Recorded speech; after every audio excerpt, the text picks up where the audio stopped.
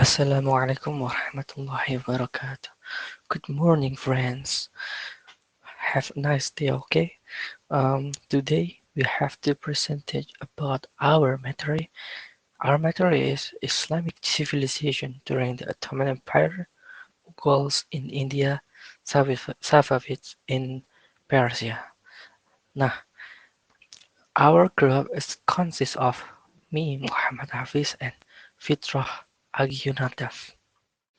First is Islamic civilization during the Ottoman Empire. The history of Ottoman Empire. So, the founders of this kingdom were the Turkic people of the Oghuz tribe who inhabit the Mongol area and northern China. First, they convert to Islam around the 9th or 10th century when they settled in Central Asia. But under the pressure of Mongol attacks in 13th century after that, the Turks, led by Artugol, fled to the Seljuk dynasty to serve the rulers who were led by Sultan Alauddin. Jadi, setelah ada tekanan dan serangan dari Mongol pada abad ke-13, Ertugrul beserta pengikutnya melarikan diri ke dinasti Seljuk untuk mengabdi kepada pemimpin yang dipimpin oleh Sultan Alauddin II.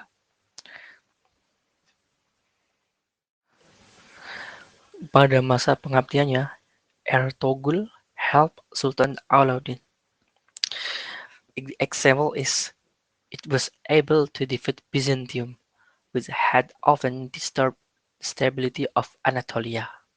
For his service, Sultan Alauddin gave a gift to Ertugrul and his followers, a land. But in 1289 after that, Ertugrul died. His leadership was continued by his son, Usman, the son of Ertugrul, who is considered the founder of the Ottoman Empire.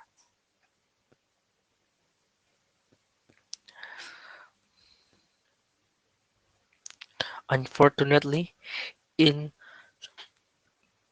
1300, after that, the Mongols attacked the Seljuk kingdom and Sultan Alauddin II was killed in the war. The Seljuk kingdom then split into several smaller kingdoms. Usman, who saw this opportunity, declared independence and had full power over the area he occupied. Jadi, sebelumnya Ertugrul banyak membantu Sultan Alauddin II, yang dimana mampu mengalahkan Bizantin yang mengganggu wilayahnya. Kemudian diberi hadiah tanah. Namun, pada tahun 1289, Ertugrul meninggal dunia. Kemudian kepemimpinannya digantikan oleh putranya yang bernama Usman. Namun sayangnya, pada tahun 1300 Masehi, Mongol menyerang Seljuk dan sayang sekali pada tahun tersebut Sultan Alauddin II meninggal dunia karena peperangan. Setelah meninggalnya Sultan Alauddin II, kerajaan Seljuk kemudian split, berpisah-pisah, berpencar menjadi kerajaan-kerajaan kecil. Namun Utsman yang melihat kesempatan ini mendeklarasikan kemerdekaan dan keutuhan kekuatan dengan wilayah yang ia kuasai. The time before Tanzimat atau waktu sebelum reformasi. As is known, the Ottoman Empire was led by a sultan who had a temporary power, spiritual power. As a worldly ruler, he served as sultan, and as spiritual head of the Muslim Ummah, he served as a caliph. Thus, the Ottoman king had two forms of power: the power to rule the country and the power to broadcast Islam. Jadi, ini adalah waktu sebelum masa reformasi atau masa awal-awal berdirinya Kerajaan Ottoman atau Utsmani. Jadi, Kerajaan Turki Utsmani dipimpin oleh seorang sultan yang mempunyai kekuasaan yang bersifat dunia dan bersifat akhirat, yang dimana saat sebagai penguasa duniawi ia menjabat sebagai sultan dan sebagai kepala rohani umat Islam ia menjabat sebagai khalifah, yang dimana mempunyai dua bentuk kekuasaan, yaitu kekuasaan memerintah negara dan kekuasaan menyiarkan agama Islam. Dalam melaksanakan kekuasaannya, Sultan dibantu oleh pegawai tinggi, yaitu Zadrazam, untuk membantu urusan pemerintahan, sedangkan Syekh al-Islam membantu Sultan dalam urusan keagamaan. Tanzimat Time atau waktu reformasi. Tanzimat is a renewal movement as a continuation of the progress made by Sultan Sulaiman, who was foremost under the name Al-Khanoni. However, the actual renewal was more in print and influential during the reign of Sultan Mahmud II. But this Tanzimat time or Reformation, waktu reformasi, pada garis besarnya adalah make a distinction between religious affairs and world affairs. Jadi waktu reformasi ini um,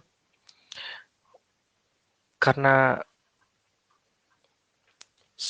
adanya suatu gerakan pembaruan sebagai kelanjutan dari kemajuan yang dilakukan oleh Sultan Sulaiman. Namun sebenarnya pembaruan itu lebih membekas dan berpengaruh pada masa Sultan Mahmud II.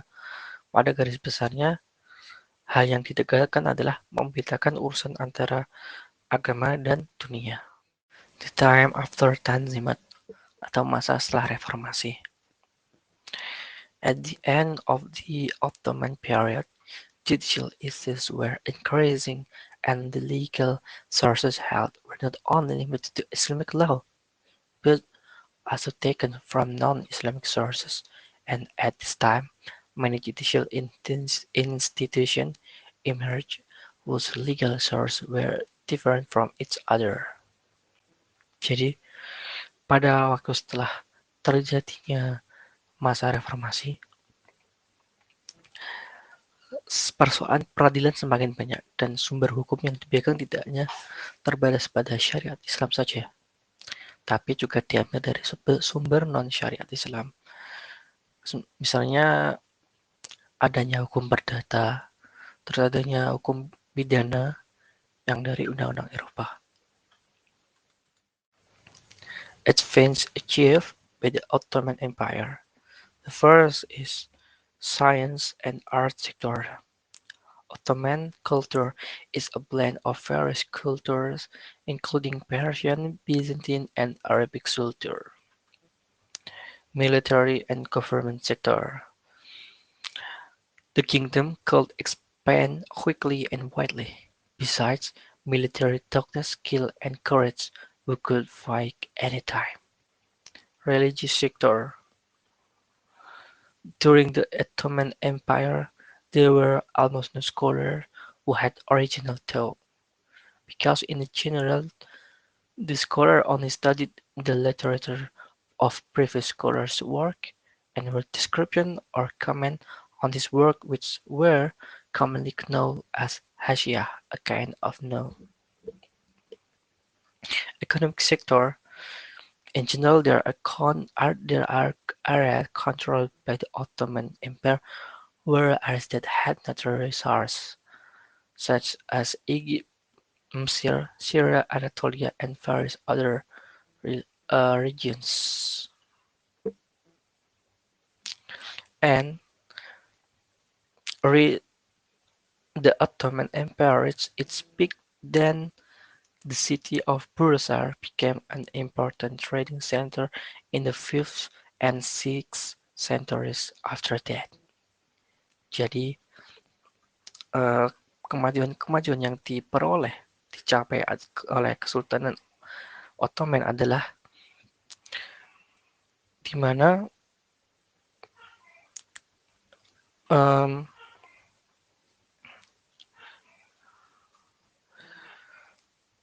arsitektur atau sultur itu apa ya? Seni, seni atau kebudayaan, berbagai macam kebudayaan. Karena eh, semakin besarnya luas Ottoman, semakin banyak budaya dan masyarakatnya. Jadi budayanya itu tercampur, ada Persia, Bizantin, dan Arab. Sedangkan dalam sisi militer, kemajuan yang didapat oleh Ottoman adalah perluasan wilayahnya sangat cepat. Terus ketangkasan militer, skill, dan kekuatannya. Dari segi religius, mereka tidak mempunyai pemikiran yang original, namun belajar dan memperdalami literatur dari peneliti sebelumnya. Economic sector, jadi Ottoman mempunyai resource atau sumber yang mana menjadi tempat ekonomi utama seperti Mesir, Syria, Anatolia, dan kota Bursar juga menjadi tempat jual beli utama yang penting pada abad ke-15 dan ke-16. The fall of Ottoman. The fall factor is territory is wide, so it's difficult to control.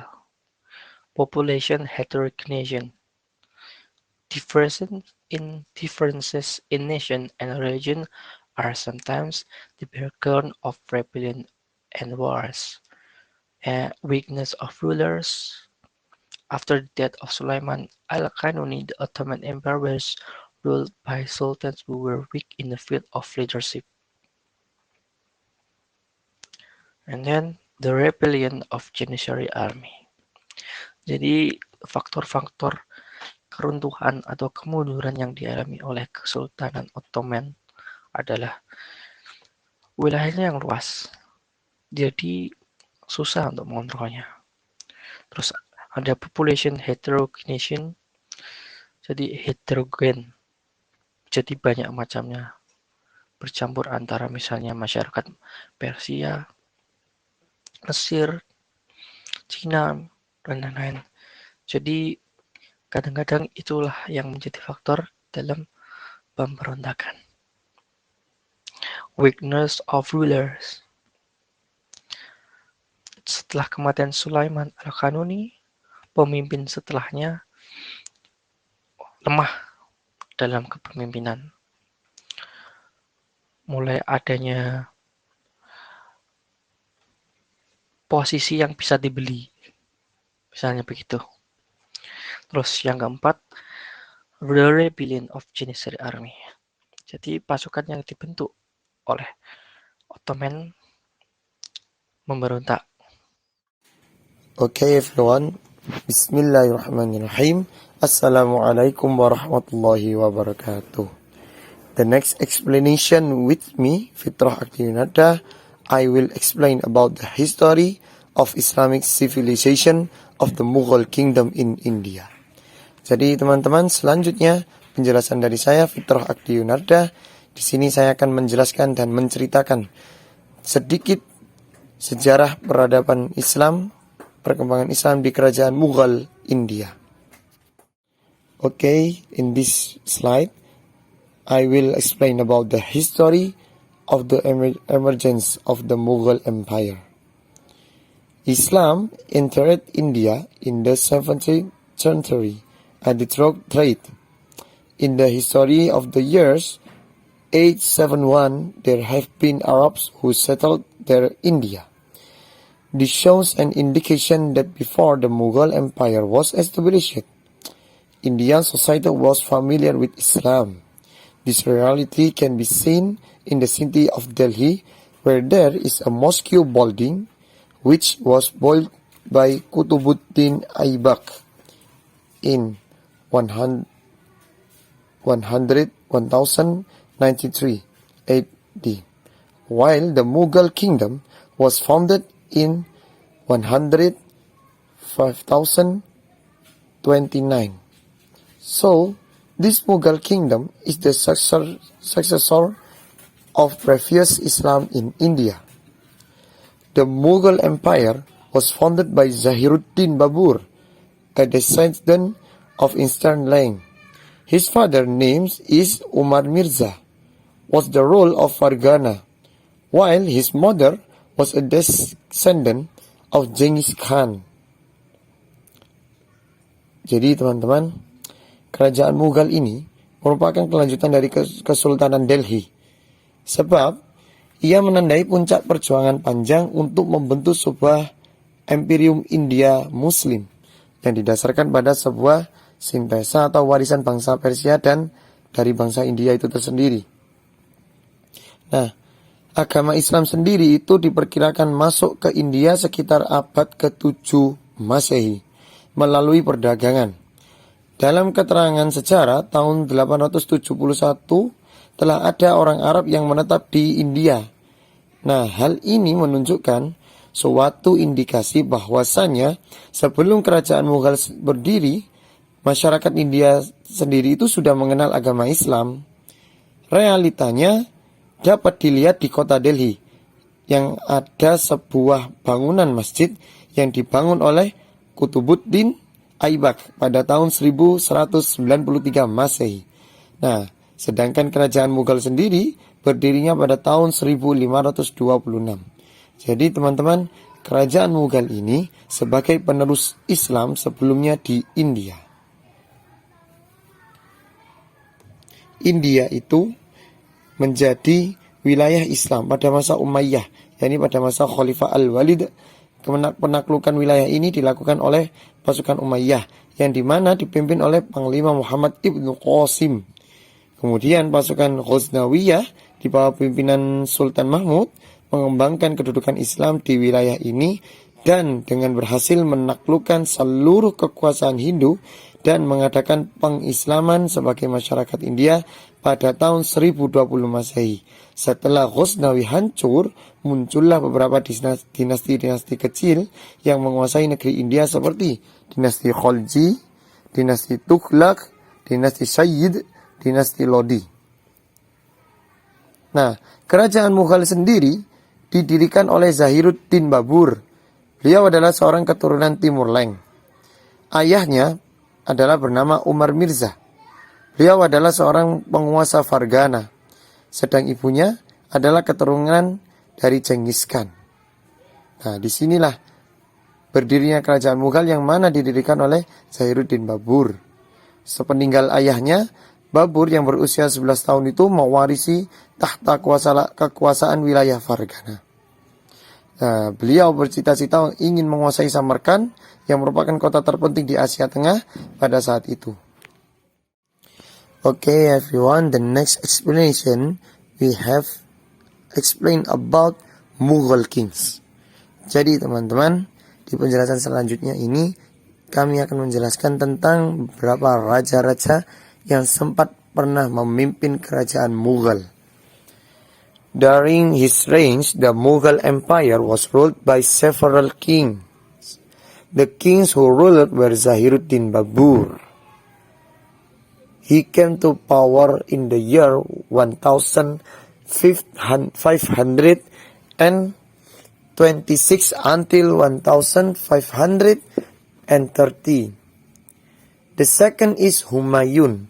He came power in the year 1513 until 1556. And the third king is Jalaluddin Akbar. He came to power in the year in 1556 until 1605. And the last king is Bahadur Shah. He come to power in the year 1837 until 1858. Jadi teman-teman, di kerajaan Mughal ini ada beberapa raja-raja yang sempat pernah memimpin kerajaan Mughal ini. Yang pertama yaitu adalah Zahiruddin Babur, yang mana beliau memimpin pada tahun 1526 sampai 1530. Dan kita semua tahu bahwasanya dari penjelasan yang pertama, Zahiruddin Babur ini adalah pendiri dari kerajaan Mughal ini sendiri. Yang kedua yaitu ada Humayun. Beliau memimpin kerajaan Mughal pada tahun 1530 sampai 1556. Yang kedua teman-teman, kita sudah pernah mendengar nama ini dan pastinya kita semua tahu atau pernah menonton filmnya, yang mana yaitu nama rajanya adalah Jalaluddin Akbar, yang mana nama ini telah populer di dalam kalangan film India, yaitu di film Jodha Akbar. Kita semua tahu bahwasanya beliau adalah seorang raja di India yang beragama Islam, yang memiliki seorang istri yang istrinya adalah beragama Hindu. Jadi Jalaluddin Akbar ini, beliau memimpin pada tahun 1556 sampai 1605. Yang mana dalam sejarah, Jalaluddin Akbar ini adalah raja yang paling populer dan raja yang paling sukses dalam memimpin kepemimpinan di kerajaan Mughal ini. Ada beberapa nama-nama raja-raja selain beliau-beliau yang di atas, tapi tidak bisa saya sebutkan satu persatu, bisa dilihat di PPT itu. Dan yang terakhir yaitu teman-teman, raja yang paling akhir yaitu bernama Bahadur Shah, yang mana beliau memimpin kerajaan Mughal ini pada tahun 1837 sampai 1858. Okay, the next slide we will explain about advances achieved by the Mughal Kingdom. Jadi di penjelasan selanjutnya ini teman-teman, kita akan membahas tentang kemajuan yang dicapai oleh kerajaan Mughal. The first is achievement by the Mughal Kingdom is politics and government administration. Jadi kemajuan yang dicapai oleh kerajaan Mughal pada saat itu ialah di bidang politik dan administrasi pemerintahan, perluasan wilayah dan konsolidasi kekuatan. Usaha inilah yang berlangsung hingga masa pemerintahan Aurangzeb. Jabatan sipil juga diberi jenjang kepangkatan yang bercorak kemiliteran. Jadi teman-teman, pemerintah daerah itu dipegang oleh seorang sipah salar atau kepala komandan. Sedang subdistrik itu dipegang oleh faujar atau komandan. Nah, jabatan-jabatan sipil yang seperti ini itu juga diberi jenjang kepangkatan yang berteorak kemiliteran. Nah, pada masa Jalaluddin Akbar terbentuk landasan institusional dan geografis bagi kekuatan imperiumnya yang dijalankan oleh elit militer dan politik yang pada umumnya terdiri dari pembesar-pembesar Afgan, Iran, Turki, dan Muslim asli India. Jadi peran penguasa di samping sebagai seorang panglima, tentara juga sebagai pemimpin jihad. Wilayah imperium pun juga dibagi menjadi sejumlah provinsi dan distrik yang dikelola oleh seorang pemimpin yang dipimpin oleh pejabat pemerintahan pusat untuk mengamankan pengumpulan pajak dan untuk mencegah penyalahgunaan oleh kaum petani. The first is economics. Yang kedua yaitu teman-teman, kemajuan yang dicapai oleh kerajaan Mughal adalah di bidang ekonomi. Jadi di bidang ekonomi ini, pada saat kerajaan Mughal ini terbentuknya sistem pemberian pinjaman bagi usaha pertanian. Adapun juga sistem pemerintahan lokal itu digunakan untuk mengumpulkan hasil pertanian dan melindungi petani. Setiap perkampungan petani dikepalai oleh seorang pejabat lokal yang dinamakan sebagai muqaddam atau patel, yang mana kedudukan ini itu yang dimilikinya dapat diwariskan bertanggung jawab kepada atasannya untuk menyetorkan penghasilan dan menghindarkan tindak kejahatan. Kaum petani dilindungi hak pemilikan atas tanah dan hak mewariskannya, tetapi mereka juga terikat terhadapnya. Oke. Di bidang ekonomi pun juga kemajuan yang terjadi ialah sistem pengumpulan pajak yang diberlakukan pada beberapa provinsi utama pada imperium waktu itu atau imperium ini. Jadi perpajakan itu dikelola sesuai dengan sistem zabt. Sejumlah pembayaran tertentu dibebankan pada tiap unit tanah dan harus dibayar secara tunai. Besarnya beban tersebut, tetapi para pejabat lokal yang mewakili pemerintahan pusat itu mempunyai peran penting dalam pengumpulan pajak. Jadi di tingkat subdistrik administrasi lokal itu mereka dipercayakan kepada seorang konungo yang menjaga jumlah pajak lokal dan yang melakukan pengawasan terhadap agen-agen jagirdar, dan seorang caudhuri yang mana mengumpulkan dana atau uang pajak tersebut dari zamindar. Kemajuan ekonomi yang selanjutnya ialah perdagangan dan pengolahan industri pertanian mulai berkembang. Jadi pada era Jalaluddin Akbar ini teman-teman, konsensi perdagangan itu diberikan kepada the British East India Company atau disingkat dengan AID. Jadi perusahaan Inggris India Timur untuk menjalankan usaha perdagangan di India sejak tahun 1600 itu mereka mengekspor katun dan busa sutera India, bahan baku sutera, sendawa, nila, dan rempah, dan mengimpor perak dan jenis logam lainnya dalam jumlah yang sangat besar. Jadi teman-teman, hitungannya pada masa kekuasaan kepemimpinan Jalaluddin Akbar ini banyak sekali capaian-capaian yang dicapai oleh beliau. Dan kita tahu sendiri bahwasanya beliau memimpin dalam waktu yang cukup lama itu dalam penjelasan. Okay, the next advance achieved by the Mughal kingdom is the third is religion. Jadi kemajuan atau capaian yang dicapai oleh kerajaan Mughal ini yang ketiga yaitu bidang agama teman-teman. Jadi pada masa Jalaluddin Akbar atau sering dipanggil dengan Akbar, perkembangan agama Islam di kerajaan Mughal itu mencapai suatu fase yang sangat menarik teman-teman. Di mana pada masa itu Jalaluddin Akbar memproklamasikan sebuah cara baru dalam beragama, yaitu konsep din-i-ilahi. Karena aliran ini Jalaluddin Akbar mendapat kritik dari berbagai lapisan umat Islam. Bahkan Jalaluddin Akbar dituduh membuat agama baru. Pada prakteknya, din-i-ilahi ini bukan sebuah ajaran tentang agama Islam. Namun, konsepsi itu merupakan upaya mempersatukan umat-umat beragama di India. Sayangnya teman-teman, konsepsi tersebut itu mengesankan kegilaan Jalaluddin Akbar terhadap kekuasaan dengan simbol-simbol agama yang dikedepankan.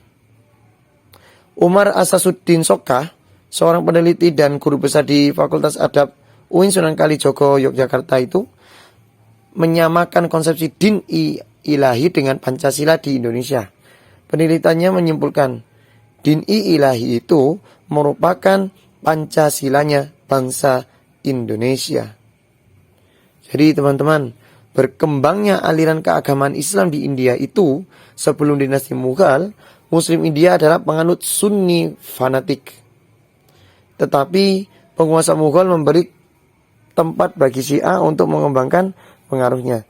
Jadi pada masa ini juga dibentuk sejumlah badan keagamaan berdasarkan persekutuan terhadap mazhab hukum, thariqat sufi, persekutuan terhadap ajaran syekh, ulama dan wali individual. Mereka terdiri dari warga Sunni dan warga Syiah. Dan pada masa Aurangzeb berhasil disusun sebuah risalah hukum Islam atau upaya kodifikasi hukum Islam yang dinamakan Fatwa Alamgiri. Kodifikasi ini itu menurut hemat penulis itu ditujukan untuk meluruskan dan menjaga syariat Islam yang nyaris kacau akibat politik sulahul dan din ilahi. The fourth is arts and culture sector. Yang keempat teman-teman, capaian yang dicapai oleh kerajaan Mughal ini ialah bidang seni dan budaya. Bersamaan dengan majunya bidang ekonomi, bidang seni dan budaya pun juga berkembang. Karya seni yang menonjol adalah karya sastra, gubahan penyair istana, baik yang berbicara memakai bahasa Persia maupun yang berbahasa India. Penyair India yang terkenal adalah Malik Muhammad Jayazi. Beliau adalah seorang sastrawan sufi yang menghasilkan karya besar Paf Mafat, sebuah karya alegoris yang mengandung pesan kebajikan jiwa manusia. Jadi karya seni yang masih dapat dinikmati sekarang dan merupakan karya seni terbesar yang dicapai oleh kerajaan Mughal adalah karya-karya arsitektur yang indah dan mengagumkan. Pada masa Jalaluddin Akbar, dibangun istana Fapkur Sikri di Sikri, villa dan masjid-masjid yang sangat indah teman-teman. Nah, pada masa Shah Jahan dibangun juga masjid yang berlapiskan mutiara dan Taj Mahal di Agra, Masjid Raya Delhi dan Istana Indah Dilgahari. Adapun munculnya beberapa karya sastra tinggi seperti Padmafat yang mengandung pesan kebajikan manusia, gubahan Muhammad Jazai, seorang penyair istana, Abu Fadil menulis Akbar Names, dan Aini Akbari yang berisi sejarah Mughal dan pemimpin-pemimpinnya. Adapun kerajaan Mughal termasuk sukses dalam bidang arsitektur. Contohnya seperti Taj Mahal di Agra, merupakan puncak karya arsitektur yang pada masanya diikuti oleh Istana Fatpur Sikri peninggalan Jalaluddin Akbar dan Masjid Raya Delhi di Lahore. Di kota Delhi Lama atau Old Delhi, lokasi bekas pusat kerajaan Mughal, terdapat menara Kutub Minar, Masjid Jami' Quwwatul Islam, makam Iltutmis, benteng Alai Darwaza, Masjid Kiri dan makam Nasiruddin Humayun, Raja Mughal yang kedua. Adapun taman-taman kreasi Mughal itu menunjukkan gaya campuran yang harmonis antara Asia Tenggara, Persia, Timur Tengah, dan lokal. Jadi inilah teman-teman beberapa capaian-capaian yang telah dicapai oleh kerajaan Mughal dari bidang politik, administrasi pemerintahan, bidang ekonomi, bidang agama, dan yang terakhir yaitu dari bidang seni dan budaya. Okay, all friends, the last of explanation about the development of the Mughal kingdom. Jadi teman-teman, di penjelasan terakhir ini adalah kemunduran dan keruntuhan kerajaan Mughal. The Mughal Empire reached its peak during the reign of Akbar. He came the power in the year 1556 until 6005. Generations after Akbar, namely Jahangir, Shah Jahan, Aurangzeb, were still able to maintain this progress. However, Aurangzeb's successors kings were weak rulers who were unable to overcome to domestic political disputes. Jadi teman-teman, kerajaan Mughal itu mencapai puncak kejayaannya pada masa kepemimpinan Jalaluddin Akbar 1556 sampai 1605. Generasi sesudah Akbar yaitu Jahangir, Shah Jahan, Aurangzeb masih dapat mempertahankan kemajuan tersebut. Namun, raja-raja pengganti Aurangzeb merupakan penguasa yang lemah sehingga tidak mampu mengatasi kemerosotan politik dalam negeri. Signs of a decline have been seen with the following indicator. Jadi teman-teman, indikator yang menjadi runtuh, yang membuat kerajaan Mughal ini runtuh ialah yang pertama dari internal. Jadi masalah indikator dari internal. The appearance of a number of weak rulers, the sources of power strongest, and weak control of the central government. Jadi indikator yang pertama yaitu indikator dari internal. Tampilnya sejumlah penguasa lemah, terjadinya perebutan kekuasaan, dan lemahnya kontrol pemerintahan pusat. Inilah yang jadi permasalahan di internal. The second is external. There were revolts everywhere, such as the Sikh rebellion in the north, the Hindu separatist movement in central India, the Muslims themselves in the east, and the most severe was the British invasion throughout the age. Jadi faktor yang kedua yaitu faktor internal eksternal, yang mana terjadinya pemberontakan di mana-mana, seperti pemberontakan kaum Sikh di utara, gerakan separatis Hindu di India Tengah, kaum Muslimin sendiri di timur, dan yang terberat adalah invasi Inggris melalui EIC atau Age. The third is British dominance is suspected as a factor driving the destruction of the Mughal kingdom. At that time, Age suffered loss to cover loss and at the same time meet the needs of the palace.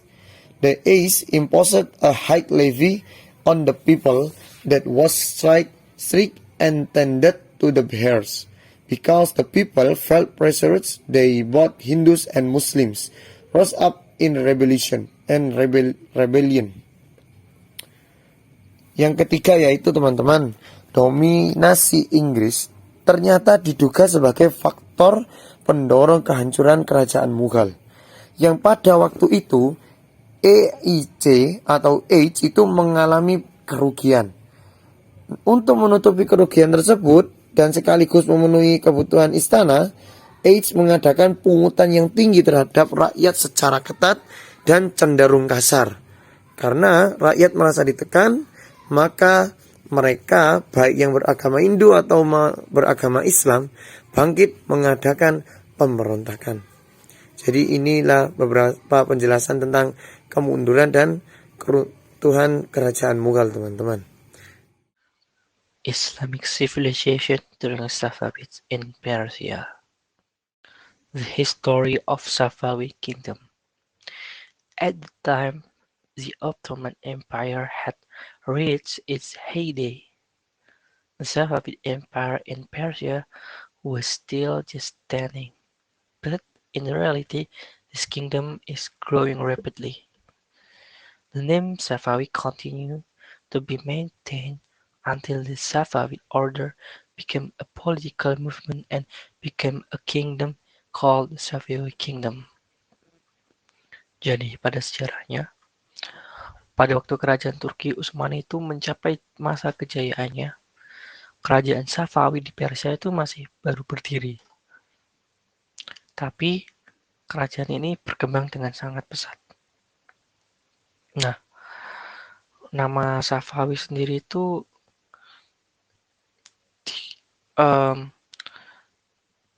berawal dari Tarekat Safawiyah, yang mana menjadi suatu gerakan politik dan menjadi sebuah kerajaan yang disebut dengan Kerajaan Safawi.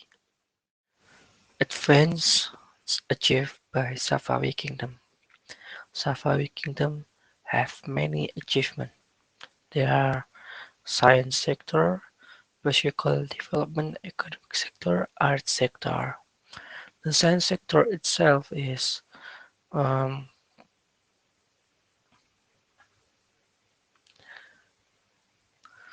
Bahauddin al-Amali. As a theologian and Sufi, he is famous as a mathematician, architect, and chemist. His, then he revived the study of mathematics and wrote manuscripts on mathematics and astronomy to compete with earlier scholars. And physical development and art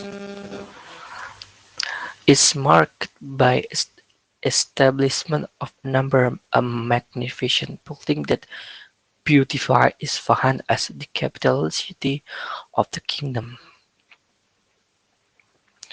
Economic sector, uh, Gumrun Harbor was changed to Bandar Abbas